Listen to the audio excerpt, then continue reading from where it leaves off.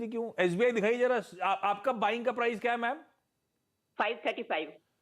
Long term के लिए लिया है, 8-9 रुपए का देख के डरने का नहीं है। आपने लिया तो सबसे बेहतरीन सरकारी बैंक है, कोई शक नहीं। और थोड़ा सा रीसेंट ओवरहैंग किसी ग्रुप के एक्सपोजर को लेकर थोड़ा हवा सा बन गए थे, मुझे नहीं लगता वो ज्यादा सरदर्द होना चाहिए। आपकी बाइंग अच्छी है, लेकिन वो बेहतर व्यू आपको आशीष जी देंगे। आशीष जी भाई, एसबीआई 535 पे लॉन्ग टर्म के लिए लिया है, 526 दे के एग्जिट कर जाऊं, गलत तो नहीं ले लिया सौदा कोई मैंने? नहीं, मुझे नहीं लगता कि आप इंडियन इकोनॉमी पे बुलिश हो और एसबीआई पे बेरिश हो। ऐसा नहीं हो सकता। तो एसबीआई तो इनफैक्ट आपका प्रॉक्सी प्ले है, और जब भी पीएसयू बैंकिंग स्टॉक में रैली आएगी एसबीआई उसको लीड करने ही वाला है। तो आप देखेंगे कि एसबीआई जैसे जैसे आगे बढ़ेगा तो दूसरे पीएसयू बैंकिंग स्टॉक भी चलेंगे। जरूर थोड़ा सा अंडर परफॉर्मेंस देखने को मिला है एसबीआई का पिछले 6 महीनों में देखा जाए, बट मेरा मानना है कि 625 जो एसबीआई था नवंबर दिसंबर से, उससे गिर के अभी 525 आ गया है। और जो वैल्यू है वो काफी डीपली एम्बेडेड है इस स्टॉक में। तो यदि आपका लंबी अवधि का नजरिया, इनफैक्ट 1 साल का भी नजरिया है, तो मेरा मानना है करीब 10 से 12% की अपसाइड तो यहाँ पर आपको रिस्क फ्री बन जाएगी, रिस्क फ्री। तो 575 580 मेरा लक्ष्य रहेगा एसबीआई के लिए। और इसके अलावा यदि आपको और ऐसे ही बैंकिंग स्टॉक में इंटरेस्ट है तो मुझे लगता है बैंक ऑफ इंडिया स्टॉक भी आपकी रडार पे होना चाहिए, क्योंकि मार्केट प्राइस जो बुक वैल्यू के आधे पे मिल रहा है, 130 रुपए उसका बुक वैल्यू है, और अभी 67 67 68 रुपए के आसपास मिल रहा है। तो आपको जो परसेंटेज टर्म्स में एप्रिसिएशन चाहिए नंबर टर्म्स में, वो कहीं ज्यादा बैंक ऑफ इंडिया भी आपको दे सकता है। तो एसबीआई के साथ में आप इसको भी अपनी राडार पे बिल्कुल रखिए। मैम, आप मुस्कुराहट आ गई मैम के चेहरे पे, अच्छा करा आपने आशीष जी भाई। आप रिस्क फ्री 1 साल में, रिस्क फ्री वाला कहने का तरीका होगा कि आसानी से, ऐसा रिस्क फ्री तो कुछ नहीं होता शेयर बाजार में। 10% के रिटर्न बनते हुए नजर आ रहे हैं, बढ़िया स्टॉक है। और कुछ ब्रोकरेजेस तो मैडम लॉन्ग टर्म के लिए अभी भी वो 700 प्लस के टारगेट लेके बैठे हैं, तो लॉन्ग टर्म के लिए आपने बुरा नहीं चुना है, घबराना नहीं है, होल्ड करिए स्टॉक को। मैम मैं लौटता हूं, आपकी कुछ अगली क्वेरी आ रही है, लेकिन रुको आप, मैं आता हूं आपके पास। कोलकाता से मिठू जी के पास जा रहा हूं। Mithu ma'am hi, good afternoon. Hi sir. Mithu ma'am, hi आपकी सर। पहली क्वेरी कौन? नमस्कार सर। नमस्ते मैम, आपकी पहली क्वेरी मैम। नमस्कार सर। मेरा, can you hear me sir? Yes, loud and clear ma'am. Hello sir. Hello sir. Mithu ma'am, मेरा पहला है पारस डिफेंस।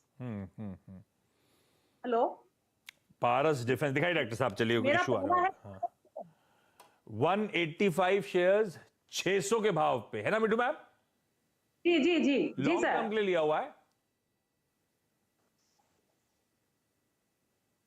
ये क्यों लिया था? ट्रेडिंग के लिए लिया था, लंबी अवधि के लिए लिया था मिठू मैम? लंबी अवधि sir, long term. Long term भाई आशीष सर, पारस डिफेंस लंबी अवधि के लिए लिए तो थे, 125 खरीदारी से नीचे।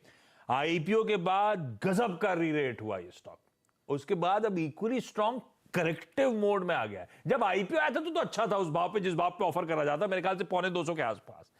अब इस 800 अनरियलिस्टिक थे, तो खैर वो करेक्शन आना था, पर मेरी 600 की खरीद है, आज 475 पे खड़ा हुआ है। पारस डिफेंस लेने लायक, रखने लायक है कि नहीं? अब मेरे हिसाब से आपको स्टॉक में लॉस बुक करने की सलाह रहेगी। स्टॉक भी अपने ऑलमोस्ट 52 वीक लो के पास ट्रेड करने पहुंच गया है। Yes. और आप देखिए तो इसका शेयर होल्डिंग पैटर्न तो बस इसमें प्रमोटर और रिटेल निवेशक ही बचे। इसमें ज्यादातर जो इंस्टीट्यूशनल इन्वेस्टर्स थे जिनको बम्पर प्रॉफिट हुआ, उन्होंने स्टॉक में से एग्जिट ले लिए। और आशीष, इशू ये है कि एक कंपनी जो 7-8 करोड़ पर क्वार्टर कमा रही है, उसका 1800 करोड़ का मार्केट कैप काफी अनजस्टिफाइड है।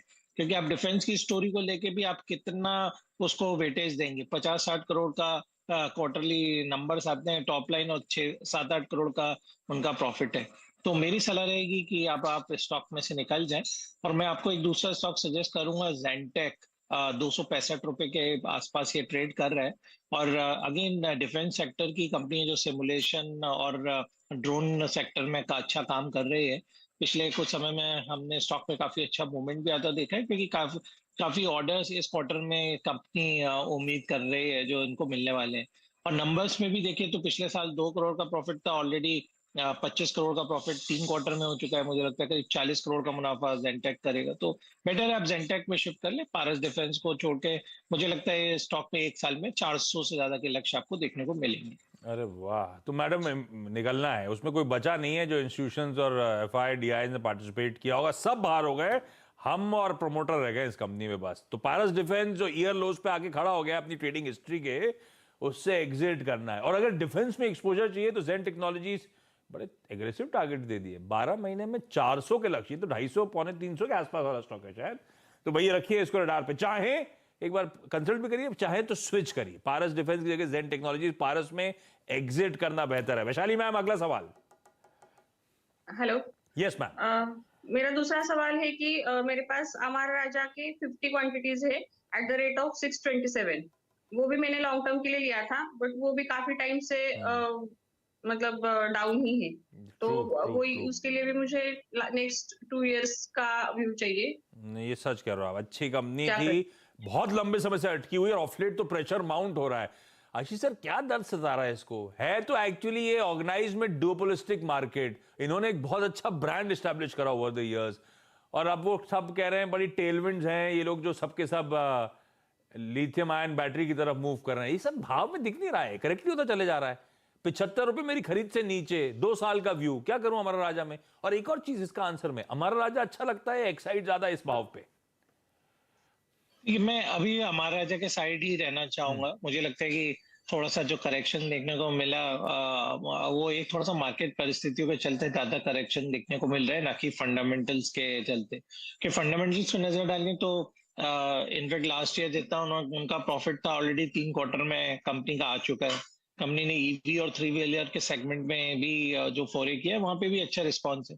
इनफैक्ट देश में हर 3 गाड़ियां जो आप दिखती हैं उसमें से एक में बैटरी जो रहती है वो अमर राजा की बैटरी रहती है। तो ब्रांड अच्छा है, डिस्ट्रीब्यूशन नेटवर्क अच्छा है, प्रॉफिटेबिलिटी अच्छा है, और एक जो उनका नया फैक्ट्री सेटअप हो रहा है अगले 18 महीनों 16 से 18 महीनों में आ जाएगा, जो गीगा ऑलमोस्ट गीगा वॉट जिसे बोलते हैं, तो गीगा वॉट फैक्ट्री जो उनके सेटअप हो रही है वो भी स्टॉक के लिए पॉजिटिव साइन है। तो मेरी सलाह रहेगी स्टॉक में भी बने रहे, थोड़ा सा मार्केट परिस्थितियां थोड़ा ठीक होंगी, और दोबारा से बैटरी स्टॉक में जब थोड़ा सा ट्रैक्शन बनेगा आपको आपका रेट मिल सकता है। और इनफैक्ट 525 के आसपास यदि स्टॉक आता भी है तो मेरी इनफैक्ट आपको एवरेज करने की सलाह रहेगी, कि फंडामेंटली अच्छी कंपनियों में एवरेज करने में कभी कोई बुराई नहीं। भाई अच्छी कंपनी है, घबराना नहीं है, मार्केट परिस्थितियां खराब हुई इसीलिए, और गजब का ब्रांड है अमेरॉन, तो इसने खैर बहुत अच्छा ब्रांड खड़ा करा है। मैम रखिए, और अगर गिर रहा है 525 के भाव नजर आ रहे हैं, उन जोन्स पे चाहें तो एडिशनल पैसा झोंक सकते हैं। अच्छी फंडामेंटली साउंड कंपनी जिसमें आपने इन्वेस्ट करा है। मधुमती मैम, आपका अगला सवाल। मेरा अगला सवाल है LIC हाउसिंग फाइनेंस। मैंने 373 में लिया है 400 स्टॉक। मैं अभी तो बहुत नीचे आ गया है, मैं क्या करूं? रोकूं या उसको मतलब एग्जिट करूं? ट्रेडिंग के लिए था, लंबी अवधि के लिए था मैम? 373 में लिए हैं 400 स्टॉक। मैं मान लेता हूं, क्योंकि 20 रुपए पे कह रही है बहुत नीचे आ गया, इसका मतलब ट्रेडिंग का मन था बेसिकली, है ना मधुमती मैम? ट्रेडिंग मतलब छोटी अवधि के लिए लिया था, लंबी अवधि के लिए लिया था आपने? ट्रेडिंग के लिए लिया था मैंने। ये हस्बैंड का आइडिया लग रहा है। स्टॉप लॉस नहीं लगाया हस्बैंड ने? नहीं लगाया। अब आशीष सर क्या करें यार, ये तगड़ा करेक्शन है। एक समय था जब गो टू स्टॉक होता था कईयों के लिए हाउसिंग फाइनेंस स्पेस का, LIC हाउसिंग फाइनेंस, पर पिटाई चले जा रहा है आशीष सर। अब तो खैर ट्रेडिंग वाला था, फंस गया पोर्टफोलियो में, निकल जाऊं, रखूं, क्या करूं? मैं बहुत ज्यादा बुलिश नहीं हूँ आशीष हाउसिंग फाइनेंस सेक्टर को लेकर, क्योंकि मेरा मानना है कि अभी 2023 का साल इंटरेस्ट रेट इंक्रीज